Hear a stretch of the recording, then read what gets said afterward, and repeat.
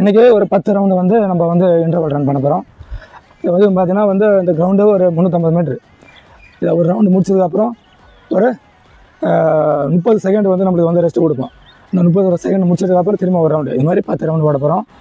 So எவ்வளோ நம்மளுக்கு வந்து இப்போ ஸ்டெமினா இருக்குது, எவ்வளோ வந்து நம்மளுக்கு வந்து பவர் இருக்குது அப்படின்றத நம்ம காட்ட போகிறோம்.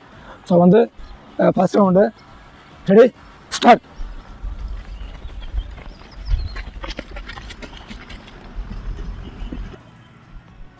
ஓகே, இப்போது number 2 round. Okay, ready start.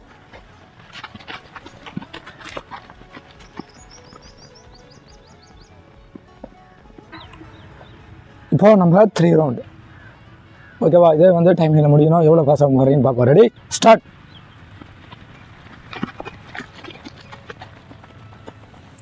Number 4. இப்போது நம்ம வந்து எவ்வளோ இது ஸ்பீடில்